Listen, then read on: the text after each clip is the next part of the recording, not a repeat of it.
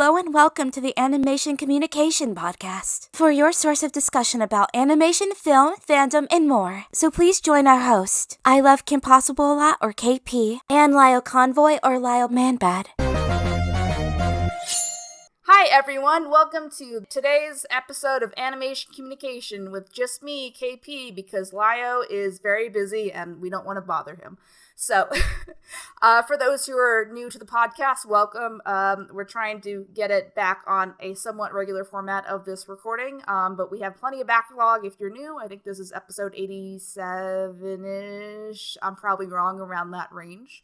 And then if you're not familiar with me, hi, I Love Kim Possible a Lot. I do cartoon analysis on the internet, as well as we make our own shorts and cartoons as well. So lots of different things. But yeah, so with me today, I have my new friend Ryan, who does things on the internet. So Ryan, what do you do on the internet? Hello, my name is Petirep. I am I guess more of a former, but still occasionally current Brony artist and animator. For those who are familiar with Brony content, I think I'm most likely be known for Rainbow Dash Presents, a series of fun, they're like parodies of Brony fan fiction. They're really popular about, 6 or 7 years ago. But people still message me about it, still talk about it. So I guess I carved out a niche for myself. Yeah, and then if you're not familiar with me, I got my own start in the My Little Pony subsection fandom called the Bronies, and the Bronies were basically content creators who made content around or based around the pony stuff. But now, in the year of our Lord 2023, especially with the show not being on anymore, the show ended in 2019. It went on for 9 seasons and 10 years, so a long time. So I kind of not moved on, but I've branched off to just cartoon analysis in general. And a lot of the pony people that made pony content in the day are either just vibing or making original content or kind of in that middle zone. So, there's still some My Little Pony exclusive conventions that are still going on in the year of our Lord 2023, but it's definitely, it reached its peak at around 2015 or 16, and then it kind of died down a little bit. The last BronyCon was 2019, and that was kind of that was about it. So they're still out there, but it's definitely not as loud on the internet as it was back in the before times. So 2019 was the last year before everything changed. So before the Fire Nation attack. Yeah, exactly. So how did you get into My Little Pony in general? Why don't we start there? Oh God, it was so long ago. I guess I was following the show in its very first season. I was becoming aware of it just from the memes that would circulate all over Twitter or 4chan or Reddit about. And this is in 2011, right? It must have been. Yeah, I guess I was. Because that's, I guess 2010, 2011-ish. I guess it must have been right before I graduated high school. So yeah, 2011. Yeah, I'm in the same boat. Yeah, I was. I know Bronies React was still going on starting when I was in high school. So there was definitely a start of something. People were actively making content for a singular show to the point where other people were like, "Huh, why are these people focusing on just this one show?" Is kind of the vibe. So continue. Yeah, I think the fandom had a different vibe in the very early stages, because it still felt very ironic, but still actually appreciating the wholesomeness of it. It seemed like people were trying to figure out whether, do I actually love this or do I just like it for the meme? And as the fandom went along, it definitely became less and less ironic and more just wholeheartedly yeah, we love this, we genuinely love this, we want the show to notice us and put references in the show, and it definitely evolved. I remember watching along with the second season and really loving it. I think that second season struck a really good balance. The third season had some great episodes. I think it started to get it started to get a little referencey, it was aware of the fandom so much that it was intentionally trying to appeal to bronies around Yeah. season 3, and that's when like the vibe of the show kind of changed. But the fandom had already become what it is, or what it became, what it is. What it is now is barely existing, but at the time it was the less ironic fandom, I guess. Right. And, like, I remember, like, I didn't start making content actively until 2013.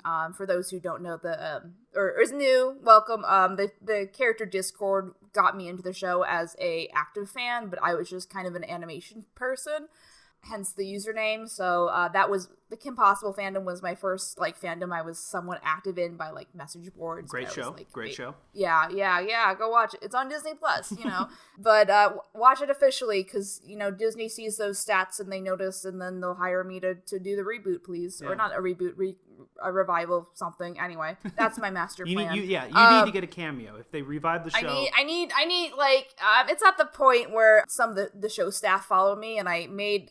This isn't a brag, this is just kind of a matter of fact, but like I think 2 months ago, 2 people emailed me individually about their Kim Possible fan projects that they were trying to pitch to Disney, and I was like, guys, they have the original show staff around. The original show creators, Bob Schooley and Mark McCauley, are just retired and just vibing, so I'm more than sure, like, their background, they wrote Aladdin 3, and they wrote for the Hercules TV show for Disney, and then they were asked to pitch for a regular show, which was what Kim Possible was. So they're still around, so I don't think people really understand that, if Disney wants to do something with Kim Possible, they can just ask the original show creators versus a third party to do stuff. Yeah. So that's what happened with the 2019 Kim Possible movie. Like, Bob and Mark and a third person wrote that script. And, it was poorly received, I think, mostly because people are just so tied to Kim Possible being A, an animation, and B, like, tied to the original voice cast. So having a new voice cast and having a new cast, having it be kind of a Disney Channel, like, funky vibe, I think kind of didn't really sit well with people one way or the other. Like, applaud for the effort, but I'm kind of in the same boat. Like, I just didn't like it either. It was just trying too hard to capture something that, wasn't capturable. You gotta let the original creators, like, come up with something. Like, it's their creation. Let them, if they are so inspired to continue the story. But I feel like, it ended pretty satisfyingly. Like, it wasn't one of those series where, like, the very last episode, they're like, oh, they're in a relationship and that's the end. We actually got to see, like, a whole season of it, which was, like, weird, but really unique at the time. Do you want background for that? Oh, sure. So the background for that is, so the drama for the Kim Possible movie was supposed to be the series finale. It was always planned to be the series finale, and, it was, like, even written in season 1 as a kind of like, from my understanding, from my reading and my research, Bob and Marcus like came up with the idea to say like, hey, if the show doesn't sell, at least we wrote the finale for us. And then Kim Possible became very popular, and then they got to do it. And so the drama was originally going to be a live action movie. Then they changed their minds. It went to animation, which I think is for the better with the original voice cast. I agree. And that movie that it was going to be, but wasn't, was called Sky High. So now you know that fun fact. Oh my God. Okay. Yeah, so I'm sure they already cast those people, and they had to kind of come up with a new script because, like, you can see, like, the main character and, like, they have very Kim Possible typecasting vibes.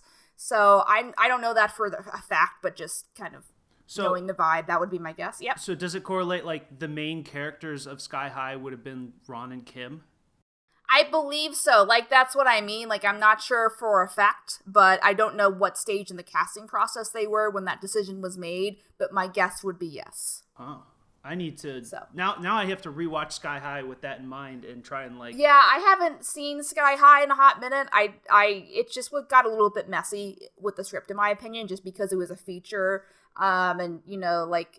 Well, the movie's not a masterpiece.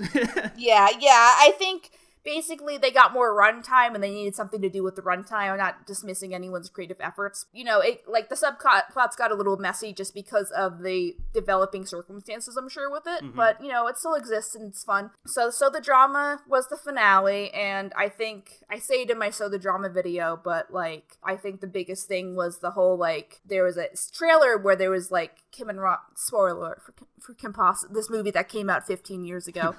Kim and Ron kiss, and they cut the trailer right before they were about to kiss, and I think it inspired all the shippers to tune in.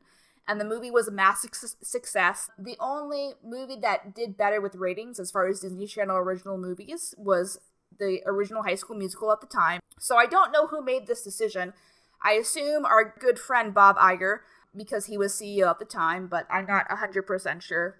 But essentially he was like, or Disney in general was like, oh, we should do another season of this.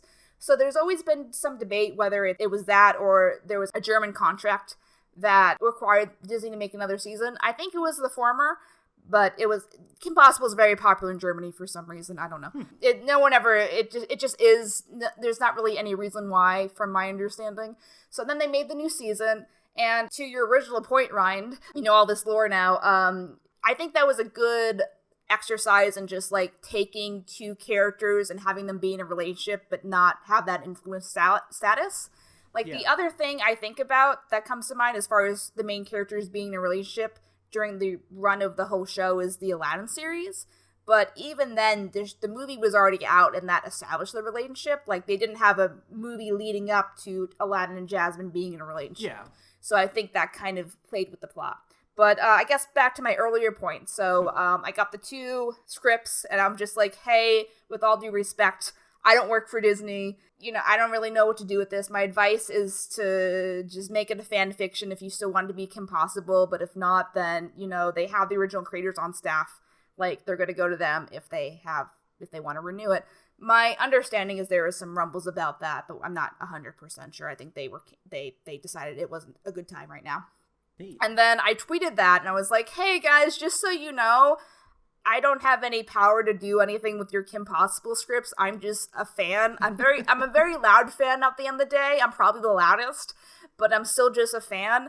And then Mark McCauley follows me on Twitter and he liked that, and I'm just like, oh god, it's confirmed. I do totally get that dynamic of like the fans.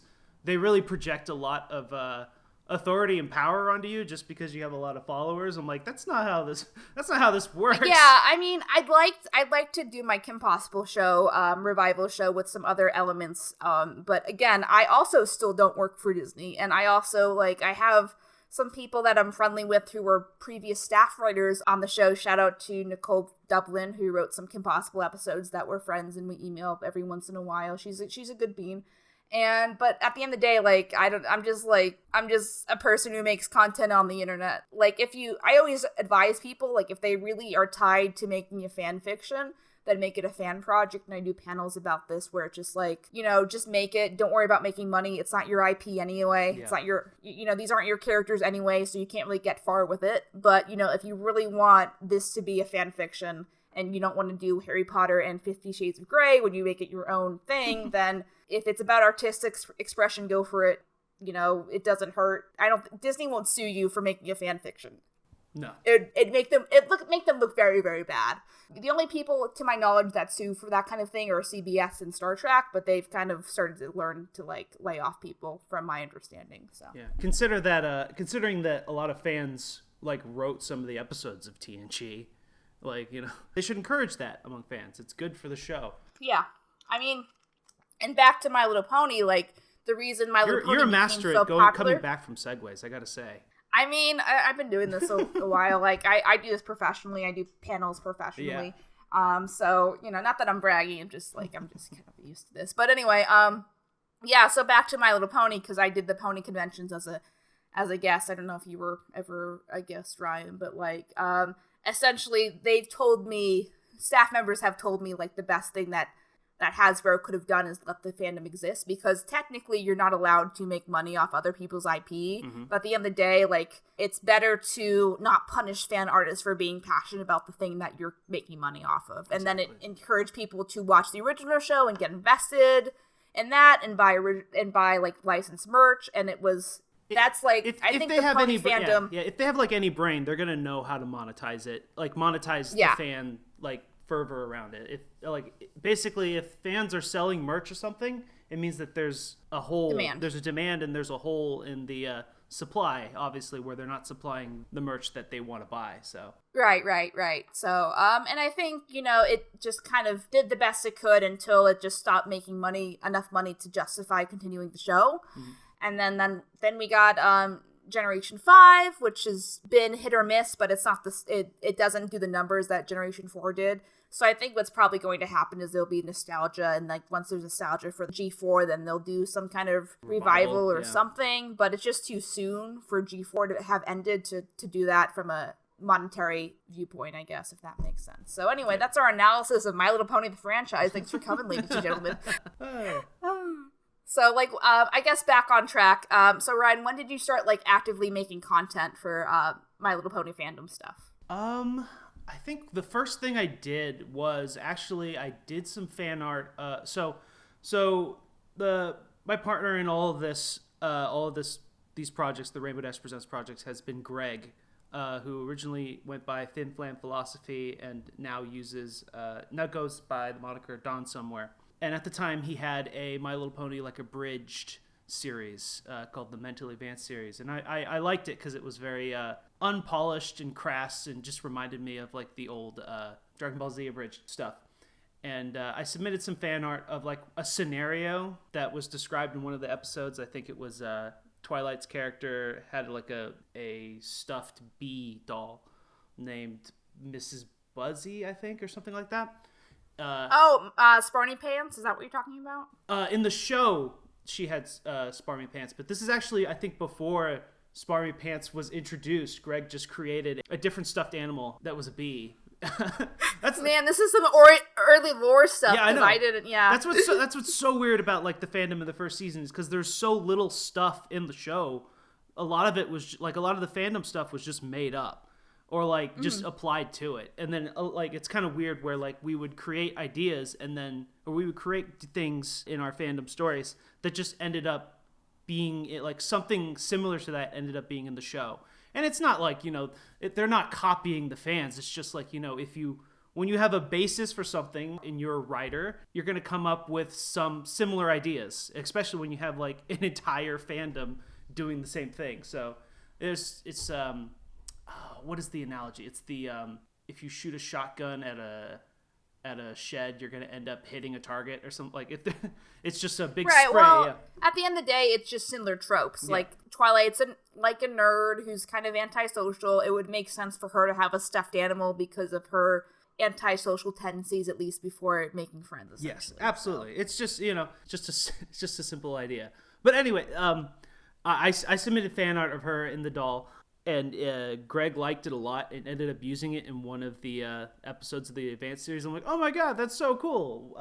Because at this time, I was just getting into digital art. I've been into art like forever since I was a little kid. I was big into like painting and hand-drawn art in high school. But I was just starting to figure out digital art. I was doing all of it on an iPad back then. He liked that so much, he used it, and he's like, hey, later he came to me, and he's like, hey, I have this idea for, like a series, like, that's, parodying fan fiction, and, he's like, would you be interested in illustrating it?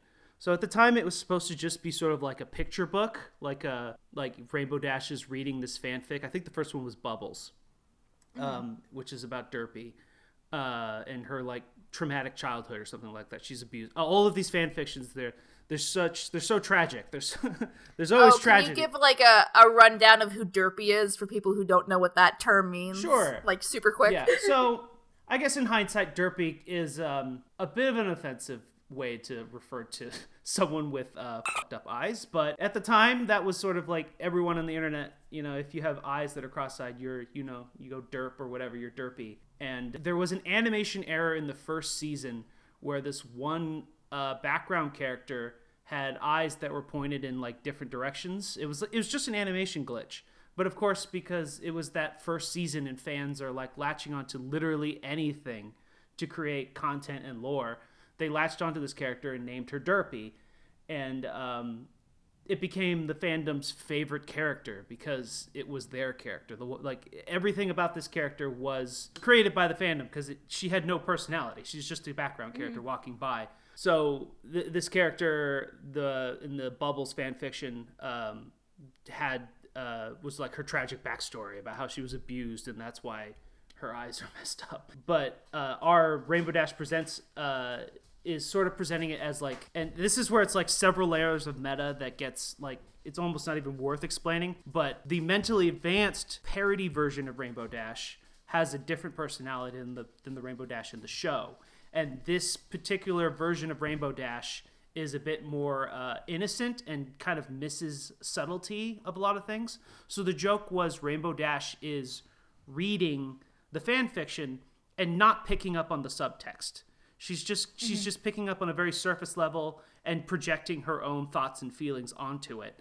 And that is what Rainbow Dash Presents is. It's the character, the meta version of Rainbow Dash from the Mentally Advanced series, reading real fan fiction from the show and completely misinterpreting it and presenting it to us the way she sees it. So it's like it's a parody. No, it's like an alternate interpretation of a character, of a canon character. Yes, kind of thing. Reading real life fan fiction that is itself a meta parody of the show itself. So it's so many layers of meta that it doesn't even strike people as meta sometimes, I think.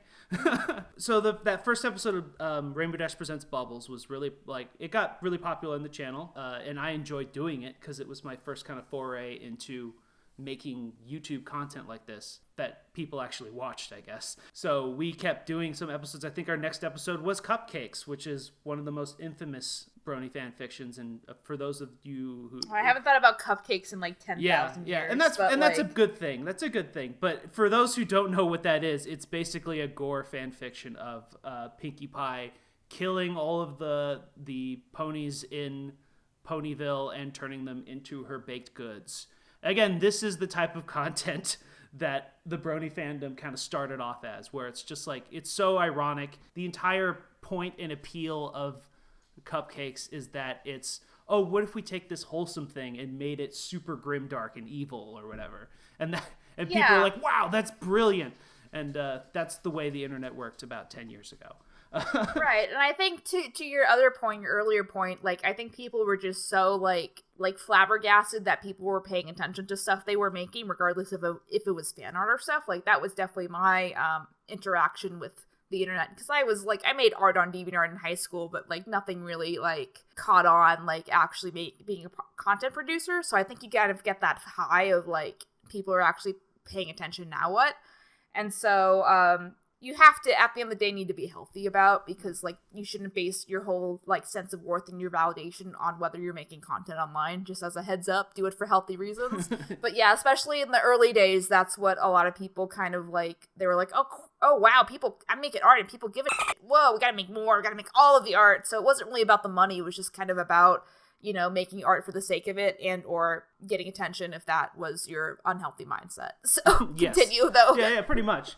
So yeah, we did our episode on Cupcakes, which was, you know, grimdark, and again, it's Rainbow Dash misinterpreting things. But this one, we introduced the idea of having the mentally advanced version of Pinkie Pie from the mentally advanced abridged series also reading along with Dashie. So it's like they're both kind of bouncing these their interpretations of it off of each other. And the mentally advanced version of Pinkie Pie understands the grimdark, like that this is a gore fic, and is trying to embrace it and trying to steer this story back in that direction. But Rainbow Dash is steering it away from there, and she's like, "Oh, this is like a weird," or like Rainbow Dash was interpreting it as a romance, while Pinkie Pie was trying to steer it back into violence. And it's this really funny dynamic of these two characters like trying to guide the story in different directions. And that was like that was our second episode, and that one was way more popular. So we definitely started moving more in that direction of having like multiple different voices and not just Dashie's voice because the original couple episodes were just Dashi narrating it, and there weren't any other like voices in it. And I don't know if I mentioned this, but Greg also does the voice acting in the series too. He's the writer. And that didn't come up. I was curious to see like who did what at that point. And it was all Greg. Greg did all of the character voices pretty much, except aside from like a couple. He is like an incredibly good voice actor and a very good character writer. Like he's able to embody these different characters with really different personalities and just like riff off of himself in a way that sounds so natural that it almost seems like these are real characters having banter with each other. Like I don't know how one guy is able to so well just banter with himself. But yeah, I just got to sing Greg's praises a little bit because he is the reason why well, he would probably say I'm a big we like to appreciate each other. You both love each other. I get it. Let's. I don't think Rainbow Dash Presents would not be great without Greg. Mm-hmm. He is the unique voice, literally the voice and the authorial voice of the series that just really embodies it with cleverness. Yeah, so I gotta sing his praises. But I think our biggest episode was Rainbow Dash Presents Rainbow Factory, which was another gore fic, basically where like, oh, what if Rainbow Dash was killing ponies and grinding them up into Well, I think you have rainbows? to back up a little bit. Like, can you define like what the Rainbow Factory is in My Little Pony lore and then go from there? Yeah, so in the first season, I think it was established that Rainbow Dash worked at the Rainbow Factory, which is there's like a weather factory up in the clouds where all the Pegasus work, and they make clouds, they make lightning, they make they rain. make their own weather because they control the ponies control their seasons. Like that's what the whole episode of Winter Wrap Up is. Yeah. It's like they have to physically wrap up the snow and put it away. Like they have to control the world. Like not like us where we have science, I guess. They also have science, but they also have magic. So they can do a lot with that.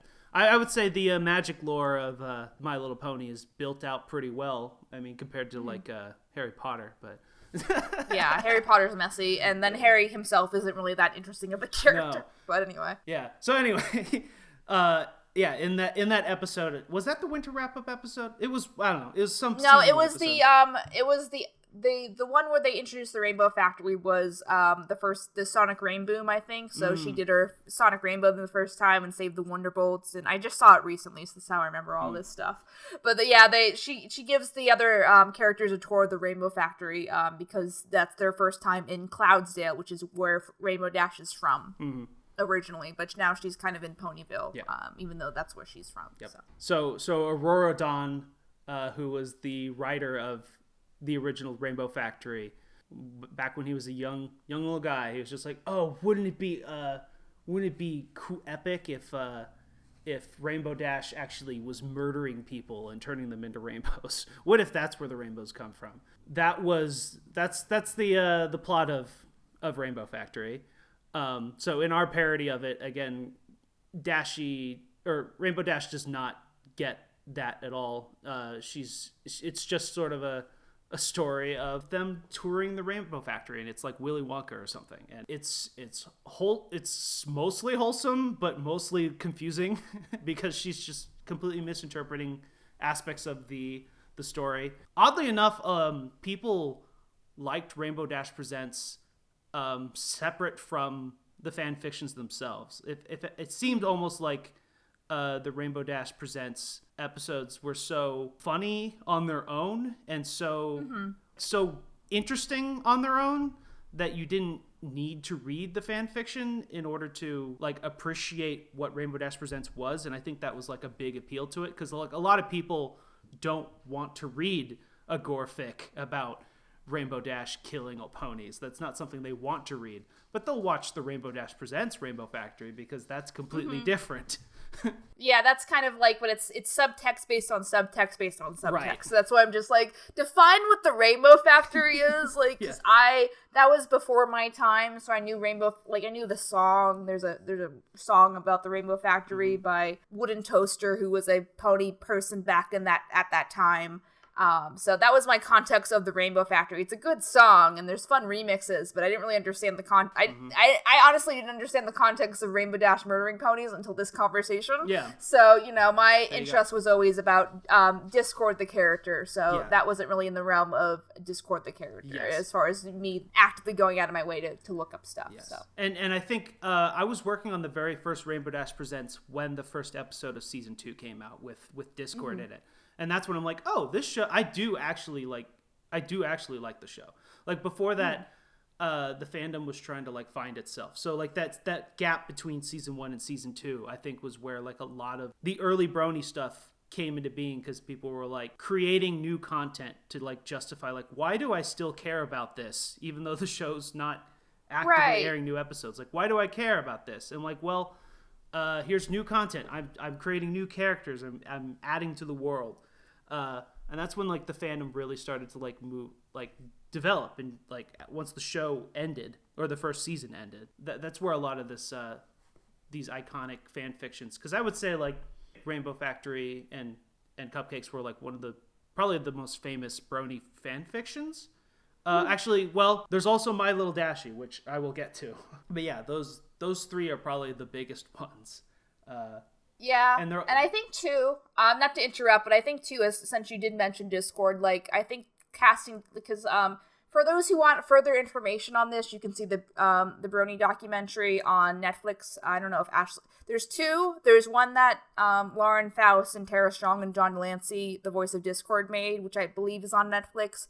And there's another one that Ashley Ball made, the voice of Rainbow Dash, that has kind of similar beats. I don't know where that's streaming off the top of my head. But anyway, I'm a fan of Discord. So Delancey, when he goes to conventions, talks about that was kind of the coolifier moment, because people were kind of afraid to like it. And then they used Discord. Oh, it's like Star Trek. They have the Star Trek guy in the pony show.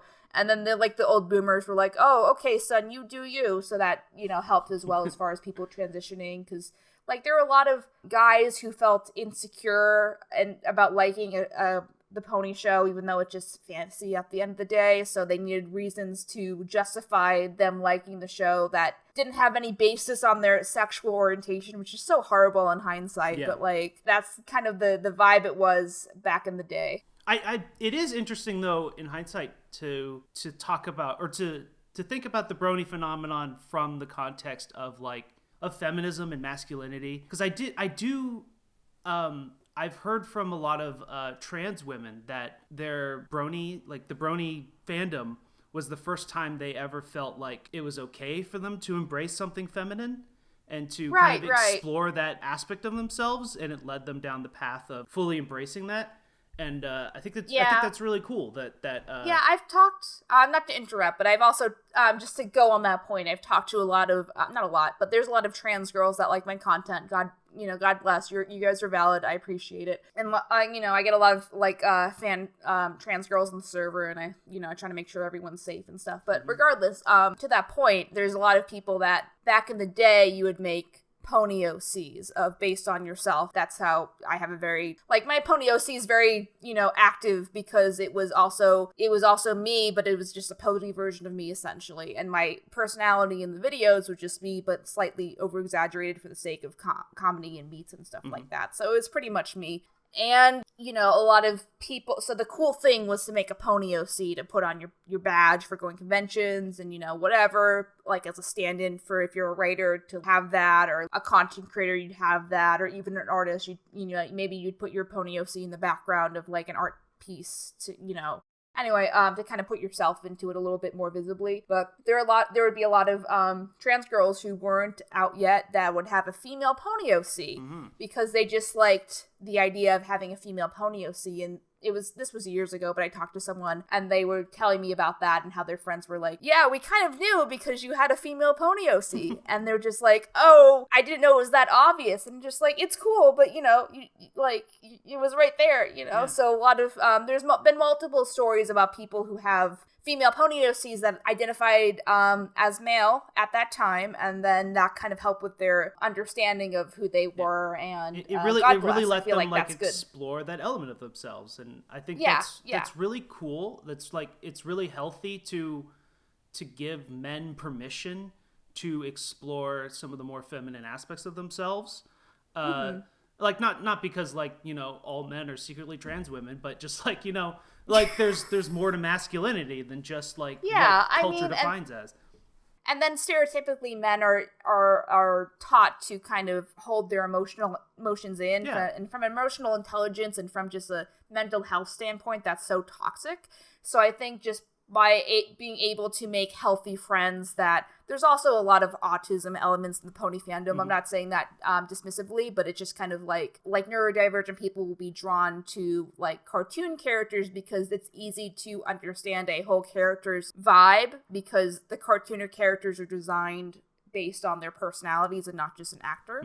So example, take like Fluttershy, a pony. She's very shy. She, like, her hair is designed to be over her eyes to kind of let her, like, herself hide in her hair, and then she gets really excited when she's talking about critters and stuff. So that's, like, an example. Like, Lauren Faust has said via Tara Strong podcast, like, to her that she's probably autistic in some way. So, like, you know, it's just... It's kind of the nature of the beast at this point. I guess. I don't know if you knew that, Ryan, but there you go. I didn't know that, but that doesn't surprise me. I mean, she's... like what she does, like autism lends itself well to being good at those things. So, you know, she's like a very good character designer. Like she really knows how to embody a character with personality just very clearly right on the surface. You can tell what a character's vibe is just by looking at it.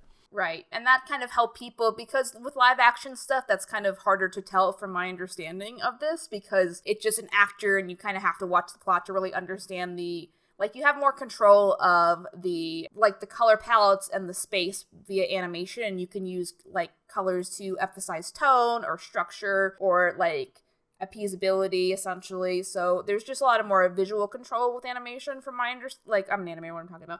There's a lot of more visual control and color palette choice as well as character design choices that kind of lend themselves to that. So I don't know where we were going with this, but that's just kind of like a fun fact, I suppose. But yeah, like that's kind of why historically it got into those spheres because, you know, this, like, in 2011-12, like, people were insecure. Like, nerd stuff wasn't as... It was kind of well known, but it wasn't, like, cool to be a nerd. There weren't a lot of content creators that, you know, said it was cool to be a nerd, especially the pony stuff. So people would have to watch pony content creators to feel comfortable about watching the pony stuff, just generally from my understanding. And even within, like, nerd subcultures, bronies were sort of, like, looked down upon by, like, certain more toxic masculine spaces. Yeah, like they still call them dyed furries, which is a little bit dismissive if you think about it, but you know, like let them like what they like. Yep. You know, like furries are allowed to like what they like, so it doesn't matter. It is so weird, like you would think furries and bronies would have like so much in common, but they are very different, like from like brony conventions and furry conventions. I've been to plenty of brony conventions. I've just kind of like, I was in town when there was I don't know, the big brony convention that's in Ohio, I think. Oh, TrotCon? Yeah, I'm pretty sure it was that one. And I had a friend who was DJing there, Rob Gasser, big brony DJ, or not, big furry DJ. So I went to the furry convention there to go to the rave, and like it was a completely different vibe from the brony conventions. Everyone was like it seems like the furries like in general are a little bit more well adjusted, actually, like less autistic from my interaction with them. Right. Independently wealthy, they all have like really good jobs. Like I'm like what. Like, I guess that explains it, because furry costumes are, like, those furry suits are not cheap, so... Yeah, they're, like, 3K. But, yeah, I think, too, at the end of the day, like, furries have all just been around longer. And the basic definition, when people ask me, because I'm at cons and stuff, is that furries are just amalgamation of, like, people who like animal characters, whether they be anthropomorphic, that would be a Zootopia themed character, like a character that stands up, like Secret of Nim character, or Bluey's anthropomorphic, or what they call feral, I guess. I just learned this term, where it's more like Lion King, where they have human intelligence, but they still walk around on four legs. And at the end of the day, those movies have been around a lot longer. Like, you know, Lion King, Secret of Nim is like in the 80s, you know, like versus the bronies, which bronies are specifically about My Little Pony Friendship is magic, and then and then G5 when it's relevant, and then the other generations when it's relevant. Yeah. So it's much newer. Yeah, it's more specific. So. It's more niche, I guess. Yeah.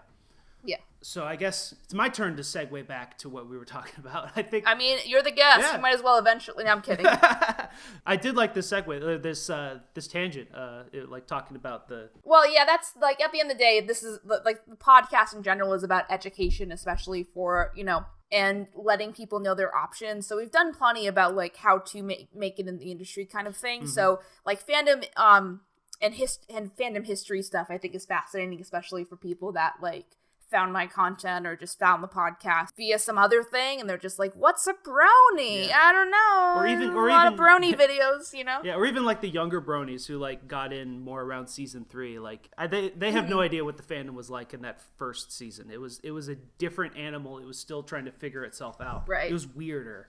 And I really liked it at the time. But yeah, so going back to Rainbow Dash Presents, Rainbow Factory was like a huge episode for us. Like that got spread everywhere. It was like the first episode to get like 1 million views, I think. It was a big deal for us. So at that point we started to like, okay, well, we got to start putting more effort into this. So by this point the series had already started to evolve away from being the kind of picture book thing like the picture book conceit that it originally was, to being a like partially animated show, where it's like I'm doing fleshed out storyboards basically for an animation, like a mock-up animation, but it's the final thing. Yeah. And then occasionally I would even do some like actual like more fleshed out frame by frame animation or like loops of stuff. And I was just sort of like, this was me just like exploring the digital art genre, because like I had no experience in it before Rainbow Dash Presents. So like the art in those first episodes is terrible compared to where my art style would eventually develop to. But you have to start at the bottom and eventually figure things out along the way. You get to have your early art like get 1 million views, and then being like, oh god, so many people saw that. Usually as an artist, your early art is just like art class kind of like stuff. Yeah, but luckily for me, I had opportunities to one up myself and make better art in later videos that got more views. So I'm thankfully people have seen my good art, so I'm happy for that. I think the best art I ever did for a Rainbow Dash Presents episode is Bittersweet, which was originally the last episode, but we did another last episode after that, just like the Kim Possible thing.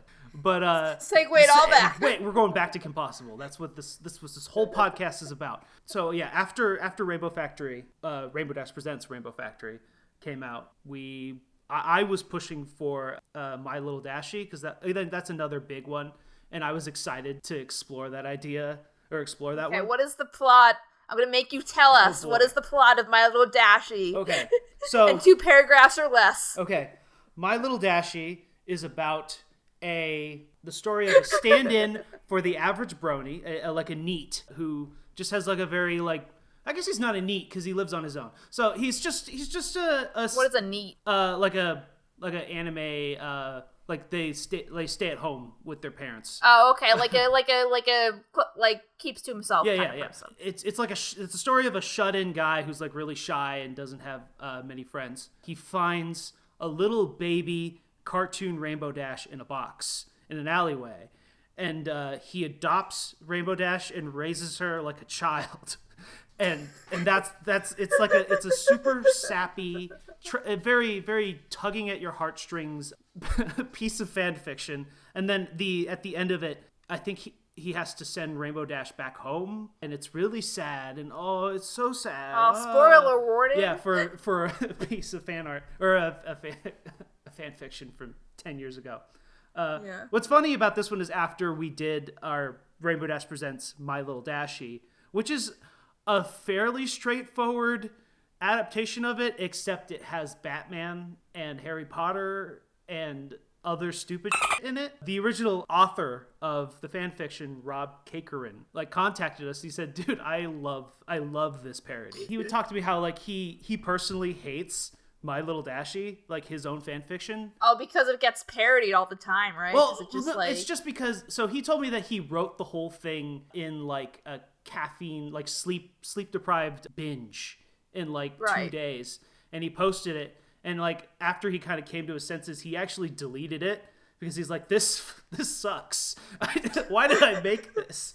But people were already like latching onto it, and like they already like, no, you gotta put it back. You gotta put it back up. We need this. And he's like, We need Dashie. we need my little Dashie. So Rob put it back up, and very hesitantly he's like, and it's the piece of art that he is most known for, and apparently the least proud of. He went on to write like much better stuff before and after, apparently, but he is stuck being known for My Little Dashie. So he was very appreciative to see. You gotta start somewhere, Yep, I guess. Yep. He very much appreciated us taking the piss out of My Little Dashie and all that, because that episode was a lot of fun. That was the first one that I edited, I think. Yes, that's the first one that I edited on my own. So before, what we were doing was I was sending images as I drew them to Greg, and he was editing it on his side. So this was the first time that I'm like, I'm just gonna edit it on my side. That'll make it a lot easier, so I don't have to like explain the pacing of things. I can just do it. It allowed me to do a lot more interesting animation stuff. I did a lot more like frame by frame animation, and I got to like play around with the pacing of it. This is the first time I started like adding extra like comedic pauses or adjusting the comedic timing of things that I think needed a little bit of tweaking. And I think this is where like Greg and I started to like, our skill sets started to complement each other a little bit more now that we're like kind of playing off of each other. We kind of understand how this series is working. So I think My Little Dashie was the first time that we had like a more of a modern pacing for one of these episodes. And that episode was big. People loved it because again, it was already like a popular fan fiction. So, and coming right off of Rainbow Factory, people were like, "When are you gonna do it?" Like people were like expecting like, "Well, this is the next one, right?" And we're like, "Yeah, that's the next one."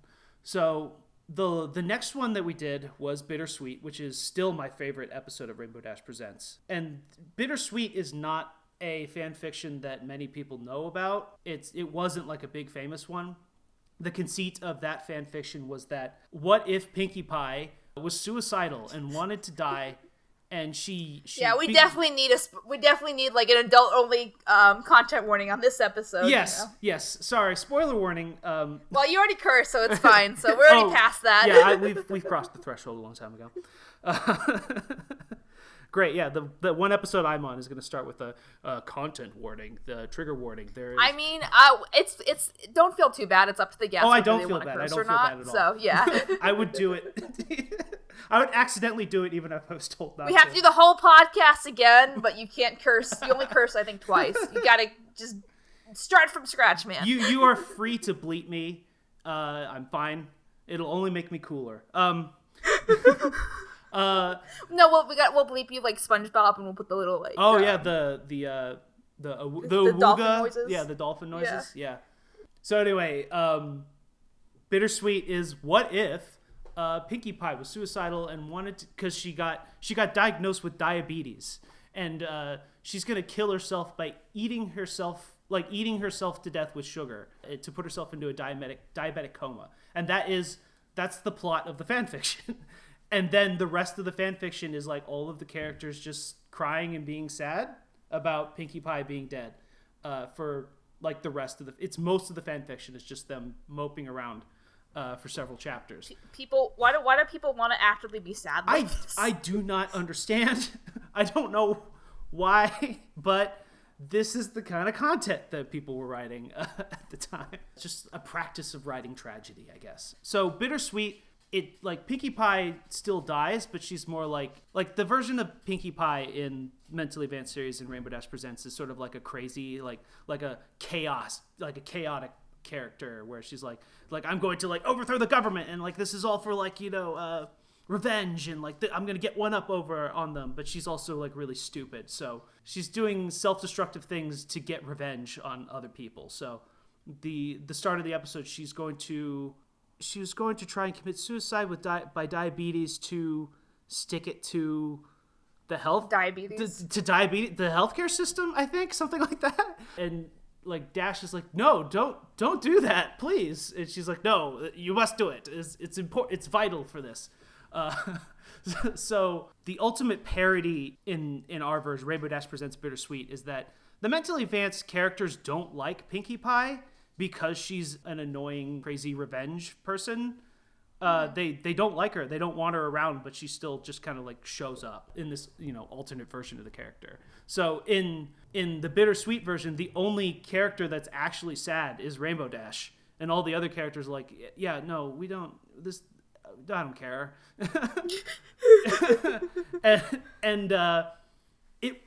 This episode works so well for me. I love the pacing and the jokes in this episode. I also have a cameo, my first voice I had a voice cameo in My Little Dashie as the neighbor girl. So I was Dinky Doo, which is Derpy's daughter. Yeah. Fan daughter. I was kidding. Again, we gotta keep on clarifying. Yeah, this is not canon. We're like 3 levels of subtext at this point. Right. So many levels of meta and subtext. Yeah. No, Dinky Doo is not Derpy's canon daughter, because again, this probably didn't mention. Derpy as a concept wasn't canon at this point. Yes, yeah. But Derpy then became canonized later, which is a whole separate thing. Yeah. Dinky Doo just has like a vaguely similar color scheme, so like the fans are like, oh, that's her daughter. That's her daughter for sure, because she's vaguely similar looking. But anyway, I played Dinky Doo in that episode. Yeah, and then just for people playing at home, the daughter was never canonized. No, the daughter was never canonized. That's still just a fandom headcanon. Right. This episode does a lot of like setups and then ultimate payoff at the end, where Pinkie comes back as a ghost to like, aha, I got you. And they're like, I got you, the diabetes. Yeah, and it's like, it kind of sucks the, like any of the sadness that was there to be like no, she was doing this as it's just, I think tragedy is a really good subject matter for comedy. It's more Bittersweet was more interesting as a comedy or a parody of itself than it is just trying to be like sad for no reason. And I still think Bittersweet's my favorite one. Mm-hmm. So yeah, for a long time, Bittersweet was the last one because I had started doing work for Monster Cat. Through my brony art, I developed my skills enough that I was able to submit some of my art to a EDM music label called Monster Cat that was in need of some like digital art, and they liked my stuff, and I became like a regular artist for their album covers and stuff like that. That's neat. So I was starting to I was getting actual paid by real people. A whole real life person. Yes, I was making actual, I can sustain myself off of this money from, the YouTube revenue and from commissions from Monster Cat and real musicians and stuff like that. So that was a really exciting thing. I was like, okay, I think I'm ready to put Rainbow Dash Presents behind me and, focus on more big league stuff. And for a long time, that was the case. But eventually, I think about 2 years after Bittersweet, we decided that we are interested in making one last episode, which was Rainbow Dash Presents The Star in Yellow. I don't remember what the plot of the original Star in Yellow fanfiction is. It was like a reference to H.P. Lovecraft, and it's about Celestia's backstory or something like that. It's not too important. The episode was not done entirely by me. This was the first episode that we tried to we were looking for other artists that I could work with and kind of guide through the process to kind of pass the torch. And this was a really interesting project for me, not because I think it's the best thing I've ever done, but it is the first time I've had to lead a creative team and kind of guide have to collaborate with all these different people doing different parts of the project. So you have the background painters, you have people animating this scene or this scene or this scene, and I'm kind of giving them pointers, and I was basically acting as the director of the project, which was a first for me and a really exciting thing for me because it means that I didn't have to dedicate all of my time to drawing everything, but could kind of share the load a bit. I did still do the opening of that episode, everything up to where Twilight is sitting under the tree, and the very ending of the episode where Twilight is in the burning barn and after that. So I still did some animation for that, but everything else is done by a talented team of people we were able to find, some people that Greg still works yeah, with. I do something to this similar day, where we kind of on other divide and conquer that way. So and that's how you do real animated projects anyway. Like you can't, it's completely infeasible for one person to do all of the animation. Like people still do it. Takes forever. But usually it's for you don't get a quick turnaround on stuff. And also, you don't have if you don't have enough eyes on a project, you could be spending your entire life on a passion project that sucks. And that's the worst thing ever. Yeah. So, for those who want more context for that, so sometimes, like me personally, I've done a lot of work to understand the writing aspects of animation and not just the visual aspects of animation. But sometimes people's wheelhouse is one thing or the other thing. And so an artist might have an idea for this thing that they want to do, but at the end of the day, because they don't understand storytelling from like an art form kind of perspective, they spend a lot of time basically making a story that isn't the strongest, just as a general idea. This happens all the time. I'm not trying to name anyone specifically. And so the thing will finally get revealed, and then people are like, this sucks. And then all that time and energy is just like, oh, oops. It's like I've dedicated the last 15 years to this project for Romeo sealed with a kiss. Or even like what is that? There's that new like AI in general is just like horrible about this. So there's some guy on Twitter or X or whatever the fuck it's being called, whatever. Who's we are allowed to dead name Twitter. That's okay. Yeah. So that is doing trying to do a fantasy story with all AI components. I saw that. And he doesn't understand that people are just dunking on him because it's just all bad, but he just doesn't get it, and hopefully he will someday. And that's why AI is good for like maybe Creative Commons stuff at best, but at the end of the day the art should belong to the humans, because that's what art is. Art and humanity are co-linked forever, At least he's very clearly not putting much effort into it, so there's that. I think he's more of just a grifter than someone who is actually doing a passion project here. Yeah, you can Google like Princess AI if you want to understand what we're talking about on the Twitter, and you have to see it too. Like if people are saying, or the guy's saying like, yeah, this is the future of animation, and you're like, okay, it's going to be something like it's going to be something like a little competent. No, it's a JPEG that wobbles around and the mouth opens. It's truly awful. But what's more awful is being very talented and putting so much like love and sweat and time into a project only for it to be god awful because you didn't collaborate, you didn't get enough other voices or other eyes on a project to just kind of keep you in check. Because I do believe that everyone benefits from collaboration. You know, not everyone, there's not a single person who is good at every single aspect of the storytelling, like creative process for animation or even video or movies or something like that. Right. And to your point, like I always tell like the kids that show up who are like, how do I make it in the animation industry? Like the reality is, if you want to be like a creative part of that, like an artist, then you need to learn how to draw humans to get practice in it, and like real life humans, and not just ponies or not just your hyperfixation. And as well as learn how to be part of a collaborative effort, because people don't want to work with other people who aren't going to take notes maturely and professionally. They're just not gonna, it's not worth it, Yeah. So like make some friends, and make some fan projects with your friends, because you'll need that to go from one step to the next, essentially, is the general advice. So learn to collaborate, learn how to work with others. That is an absolutely essential skill for if you want to make money in animation, is you have to be able to be part of a team, because it takes a team to do animation. So what was next in the history of Rainbow Dash Presents? So, Star in Yellow was our last episode. People enjoyed it, but I think people still liked Bittersweet the most, and I also agree. I think Bittersweet was our magnum opus. It was our Kim Possible So the drama. We could have stopped there, but it was still fun to do. But at this point, like I was mostly kind of not involved with the fandom, at least not personally. Like I would go to conventions and sell my prints and hang out with bronies and, you know, talk about my work and listen to them and talk about the show. But I didn't really care too much about the fandom and the show at this point. What year was this, just for the record? Oh man, what year was it? Was it 2015 or 2016? I think it was 2016 that Star in Yellow came out, I think. Mm-hmm.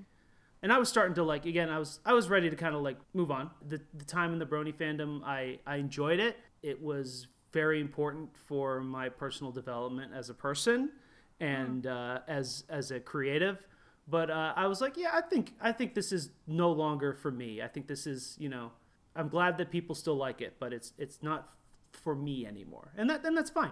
So there were a couple years where I was like, I would occasionally do a brony commission of like, here, draw my OC. And I was like, yeah, sure. Because that's like really, it's easy to do. The characters are fun. I don't dislike it. It's fun to do. It's just not something I like had like a ton of passion for anymore. Mm-hmm. But it's been a long time at this point. What is that? 7 years? I was kind of like thinking and like kind of being nostalgic for my time in the brony fandom and brony animation. Like that was, you know, I am actually still proud of what I made. That's still good stuff, or at least, you know, some of it was.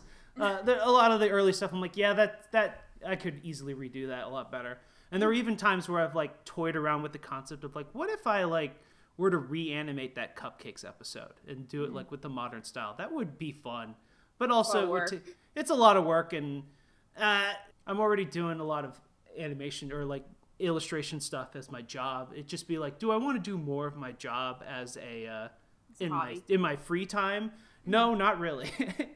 But the last couple of years, I've been working with a design firm here in Spokane, and I've been doing a little bit less of the like hand-drawn illustration stuff and more like video editing, stuff like that. So I'm not quite as tired of doing illustration work anymore. I still do a lot of animation stuff. So a lot of times for the local fire department, we'll have our firm do animated, like fully animated ads about fire safety and stuff like that. I've done animation for a couple different animated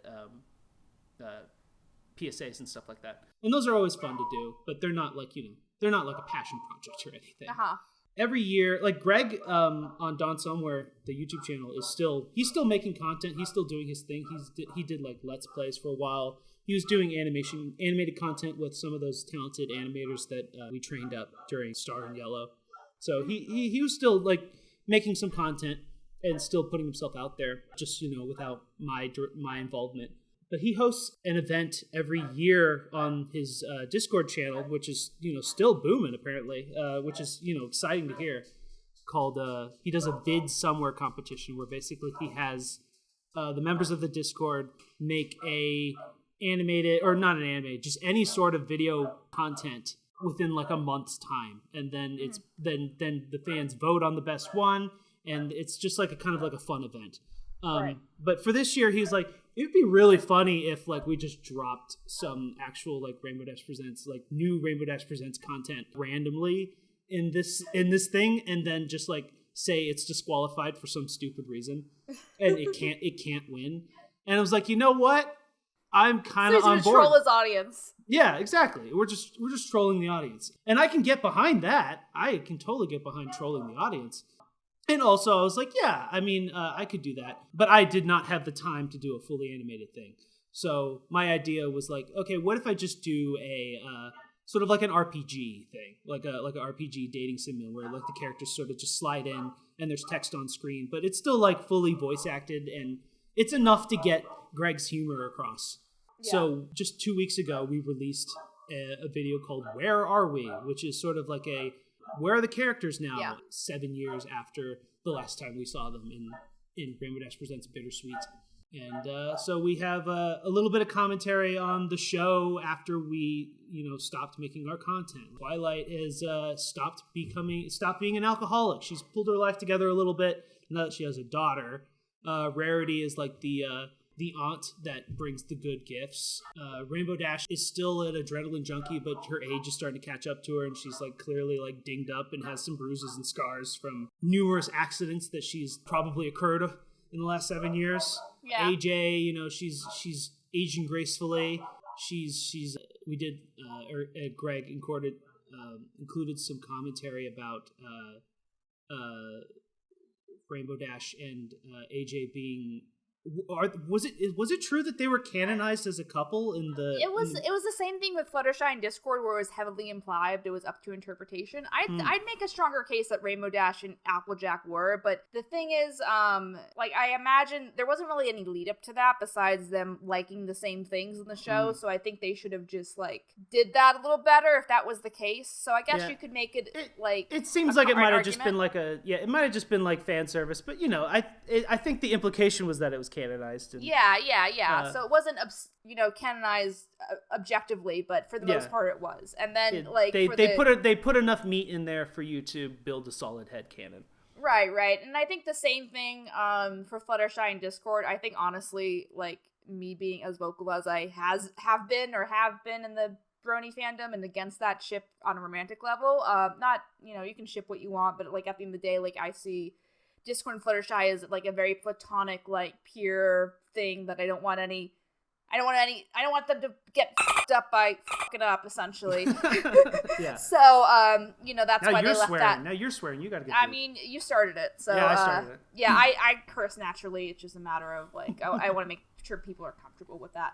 But so and that was like I know when the episode where Angel Buddy like said just Angel says Fluttershy wants to marry Discord, and like I made an argument that like that could be Angel just on Fluttershy for being jealous of Discord spending time with Fluttershy kind of thing. So like Angel's an so like don't take his word. Anyway, that's besides the point. So So anyway, that was supposedly canonized. So there was some jokes about how the joke in Where Are We is that AJ is either actually a lesbian or the whole thing's just a misunderstanding because Rainbow Dash misrepresented an event where AJ had to give her CPR to the press, and she's like, AJ kissed on me and it changed my life. Yeah, I was talking about that with a friend the other night, and just like the irony of Rainbow Dash allowed to like being Rainbow Dash, but then there's some kind of gay implication, and then like it turns out at the very end that there actually might be some gay implications now, and I'm just like, pick a lane, guys. So yeah, so we do a little bit of a fun interplay with that, and Rarity and AJ have a rivalry in the Mentally Advanced series, so of course they have some fun banter. And then Pinkie Pie comes back as a fully realized vampire as a way of getting around Twilight's restraining order. Fun, goofy like that. And then the running joke about Fluttershy, which I love Fluttershy. She's wonderful. But in the Mentally Advanced series, the joke is that no one likes Fluttershy and she's always ignored. So Fluttershy just sort of shows up at the very end for 3 seconds, and Twilight tells her to go away, basically. And it was fun to see these characters again and hear Greg doing the voices again.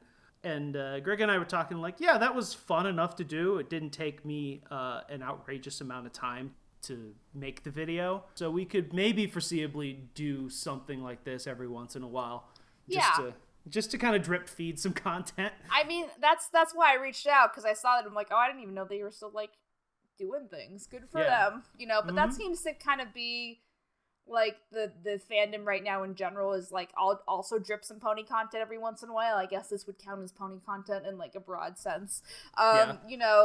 Just to appease the people that came for that. But at the end of the day, like it's just not in my mental and emotional wheelhouse to produce only pony content for people that want new content when the majority of my library is pony content. Like you guys can go just watch some old videos and be happy that I'm still active at all. Yeah, be happy with that. Not that we did something once. Yeah.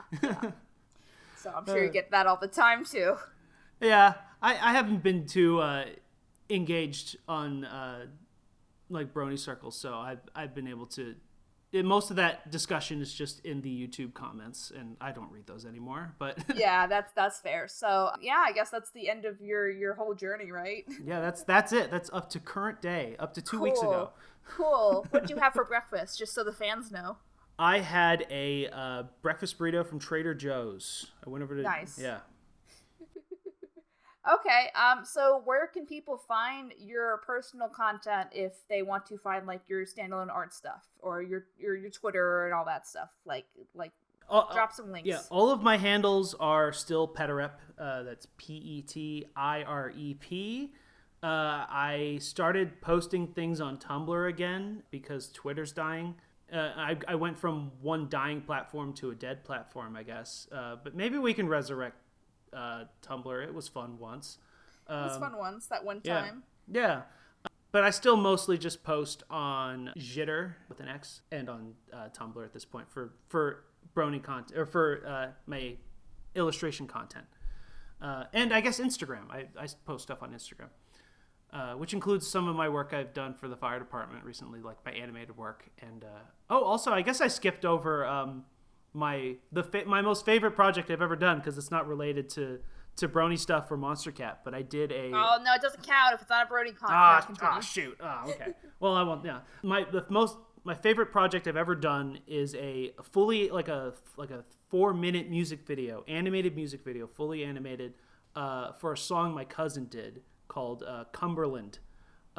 If you Google or if you go on YouTube and search up Cumberland Ben Limpic, you can watch the animated music video I made. It's definitely the project that I am most proud of because I pitched the concept of it. I kind of there's some live action elements to it, so I had to kind of like remotely direct the live action elements. I had to come up with like a color scheme and plot it all out.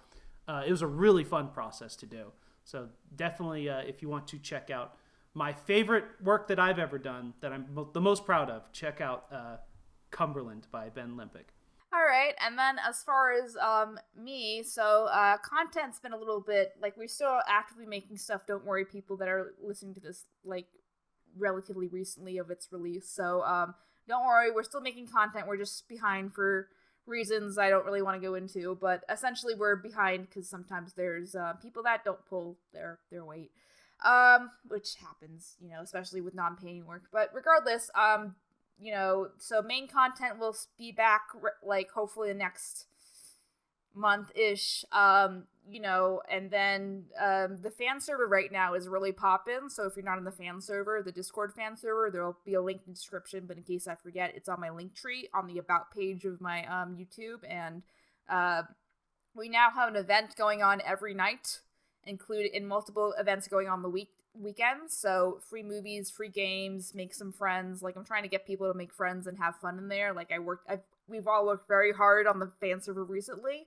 So if it's been a hot minute that you've been active, then, like, again, games every night, essentially. And we're working right now to do some EU games, European-friendly time zone games. So just because we're missing people that are into that or in that vibe. So for now, if you're not on, I'm still active on Twitter. That's probably my best place to get me. But if you want some activity, I'm pretty active in the fan server. So come in. I'll trick you to make friends with other people that aren't me. Winky, winky, wink face. But yeah, as far as the podcast, hopefully we'll get back on track too. Like, ideally, I always want to make sure we have content at least once a week on the podcast. So, at least for now, I'm going to try to do that. But I'm not, podcast is just as we can do it. So it's not stopping, but it's been a hot minute. So I'm going to continue. Thanks, Ryan, for coming on and helping farm out some content, Of course. It was a pleasant conversation. I'm totally down to do it again. Okay, sounds cool. Maybe not to put you on the rope, but maybe you can rope Greg into this too, because I've never talked to him directly, so that might be like interesting and trippy. So you don't have to comment. I'm just trying to give you a hard time. But anyway, that's me just being a little. But anyway, Thanks for listening to the podcast. If you're new, like I said at the beginning, there's a huge backlog of conventions, how to do conventions, how to do industry stuff, how to do fan content, how to make internet animations, everything. For now, we've had some good guests before from the actual industry, so it's not just like me talking to you for 2 hours. And yeah, thank you again for tuning in, and we'll see you next time. If not, have fun in the backlog. Have fun. Bye, everyone. Make sure to like and subscribe. And like. I totally forgot about that. You're losing subscribers, so make sure you're still subscribed to the main channel and notifications are on. Appreciate that. I'm trying to think of what else besides the fan server right now. But, if you like the podcast, it's on all of the platforms, including YouTube. We're probably going to do a purge where we not take things down, but we, clean stuff up and just make sure everything's up to date. So, if you don't want to deal with Spotify or Apple iTunes or whatever, then YouTube, subscribe to the podcast on YouTube. I got an email the other day that we have the AdSense account on the YouTube just to help with monetization. And I made like $4 last year. I got an email recently that they're like, we're going to disable your AdSense account because you're not making enough money for us to maintain it from Google. Boo. And I'm like, oh, okay, cool. So you're just doing it because you love it. I know, that's how all artists should be, because then it gets toxic as far as expectations versus reality. Yeah, artists shouldn't get paid. We should just do it because we love it. And no, that's not what I said. And canceled. No, you get paid if you want to have fun in the meantime, then feel free to have fun in the meantime. It doesn't hurt at all. So. All right. Bye-bye, everybody. Goodbye. Oh, I thought we were done. Yeah, I don't know. Yeah, it's fine. Okay, good night.